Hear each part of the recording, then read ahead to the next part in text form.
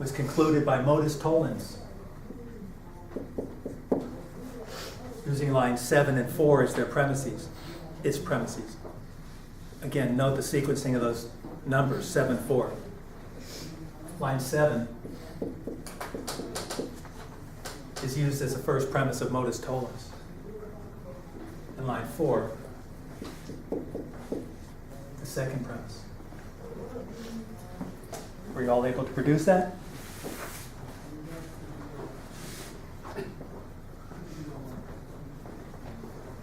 And then the conclusion.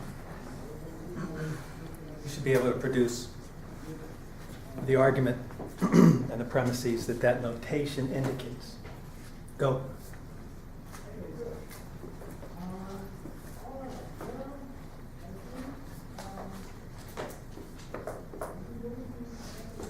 Got it?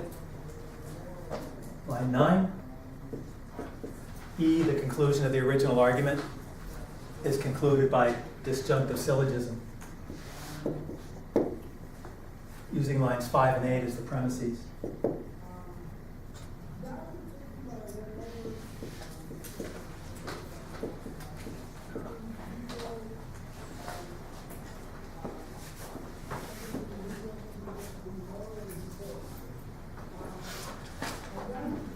Okay, we have no idea how the author knew to do this. We're just demonstrating what that notation means. So do you have any question about what that notation means? Yes? It's not quite about that. That conclusion E underneath the line 5, is that, what is that connected to? All of that. This is the argument whose validity we're attempting to prove. 1 through 5 are the premises of the argument. We number them in the setup procedure. We put the conclusion underneath them after the symbol for therefore. Good? Okay, questions about our notation?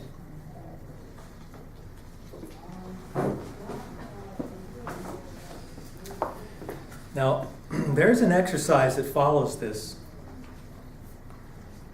Actually follows that recognition exercise we just did. And in this exercise, the proofs are complete. And you're asked to figure out how each line was concluded and supply the notation. I suggest you don't do that. If you want to, fine. But the thought process involved in figuring out how a proof was done is contrary to the thought process that's involved in doing a proof yourself. I think ultimately it's confusing. So I think we should jump right into the proof procedure. Yep, we had a question. Oh, I was just going to ask, so that statement, 1, 2, 3, 4, 5, are supposed, they're the arguments to make E true, right? So This is one argument. right. That's an So argument. We use the rules 1 through 8 to figure out that it's, to make it valid.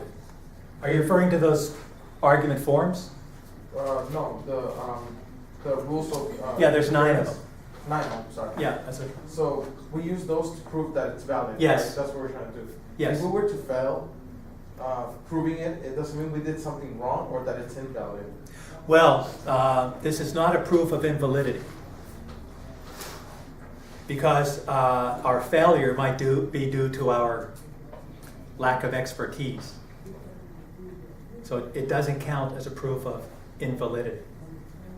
However, every argument in this section and every argument on your test is valid. So the proof will be completed. If you don't complete it, it is because you lack the skill, not because it's invalid. And something you might have gathered, but I probably should have mentioned, each line of proof is a conclusion, obviously, of an argument. But once drawn, it becomes available for use as a premise in additional argumentation. See, A horseshoe C is a conclusion of hypothetical syllogism. But see, we're using it as a premise. in another line of reasoning. So each line of proof is a conclusion, but once concluded, it becomes available as an additional premise for the proof procedure. Get it? Yep. Good.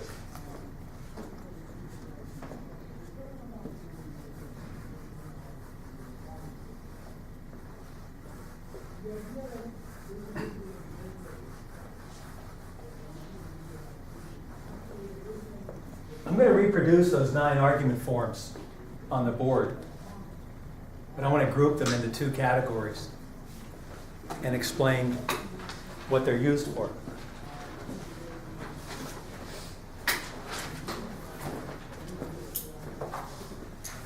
The first group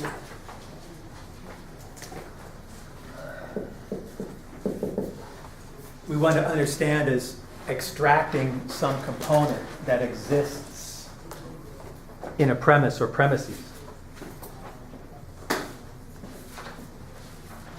For example, modus ponens.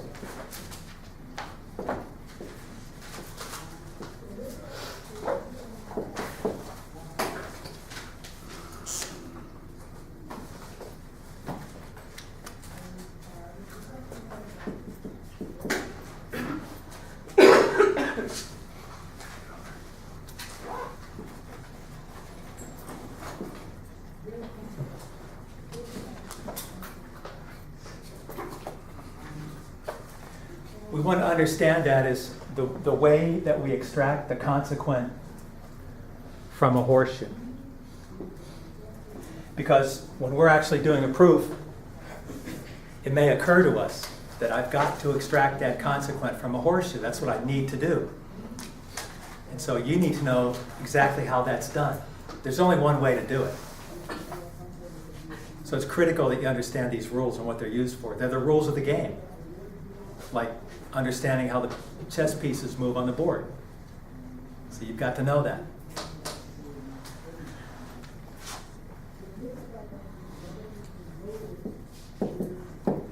Disjunctive syllogism will also understand as extracting something.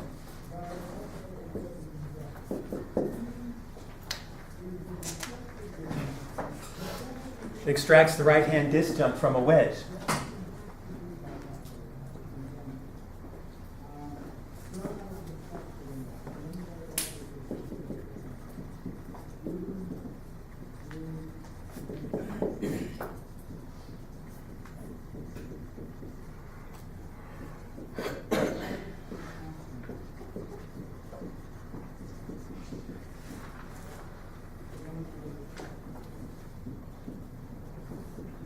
Simplification is our third extraction rule.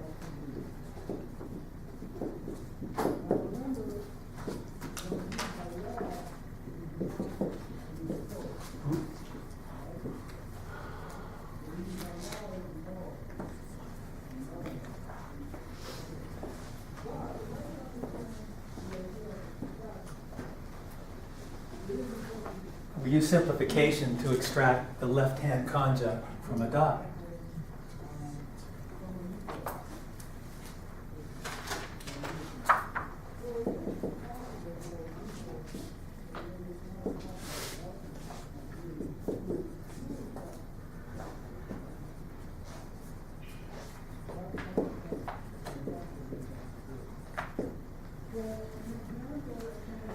Because it might occur to us during our proof procedure, I've got to get that left-hand conjunct out of there. So we have to know immediately how to do it. There's only one way. Or I need that right-hand disjunct from a wedge. There's only one way to do that. Now, if you look at simplification, it's obviously valid. It says P is true and Q is true, therefore P is true. You and I all know that if P is true and Q is true, Q is true. Right? But I need to point out that we cannot touch that right-hand conjunct. The rules have to be used exactly as they're presented, or exactly as I'm writing down the description here of what they're used for. Okay, I need to erase that for the folks at home. You guys have that copied down? I strongly suggest you copy it down. Done?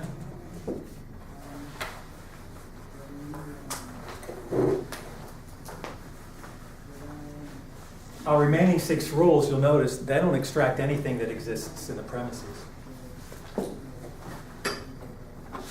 So we'll understand them as creating some compound statement that does not exist in the premises.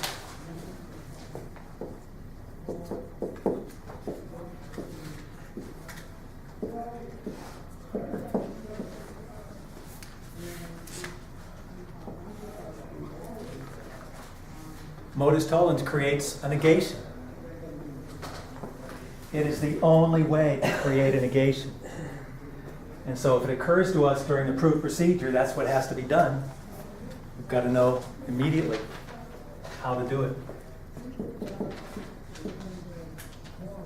Just say create a curl.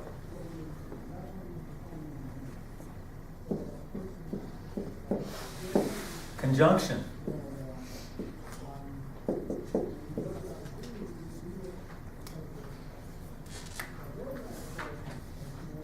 It's the only way we have to create a dot.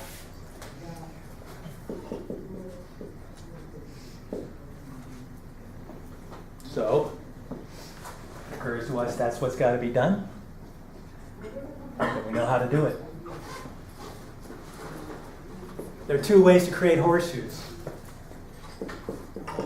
Hypothetical syllogism.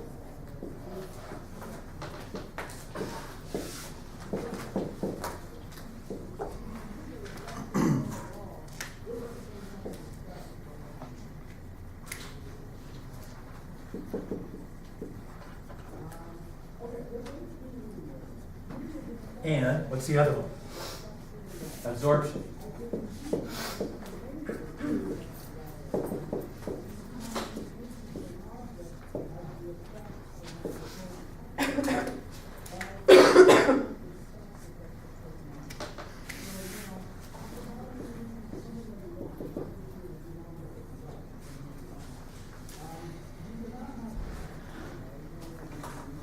So I need to erase those so I can keep this on the screen, I think. Maybe not.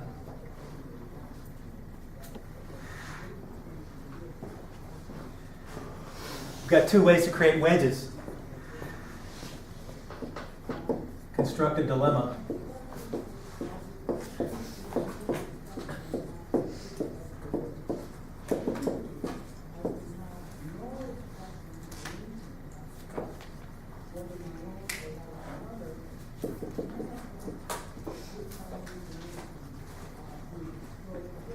And what's the other one? Addition.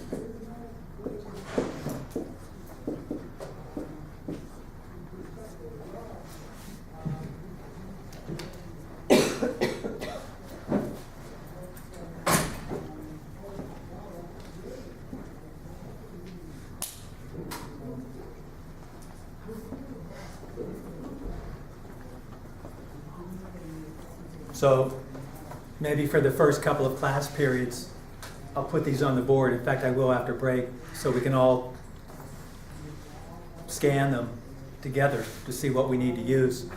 Folks at home probably want to copy this down and have it handy because it's not in the book. And this is not part of the author's instruction about how to do this procedure. In fact, the author doesn't tell you much about how to do the procedure. So after our break, I'm going to show you how to do it. It's not that hard. You've got to ask the right questions and know how to answer them. You've got to know these rules. Of course, we're not going to pick them up tonight. Most of you will pick them up just by working in class. But if you don't, you've got to take some time to, do good old memorization. I'd say, 4 or 5 of those are so simple, you look at them once. You might not remember the names off the bat, but you know what they look like. Conjunction, simplification, disjunctive syllogism, addition. Those are so simple. You might not remember the names off the bat, but that's 4 out of the 9. Modus ponens and modus tollens, we worked with that in class, I think, for argument assignments. There's two more that you should be familiar with. Okay, let's take our break. I'm going to get this board ready for our proof procedure.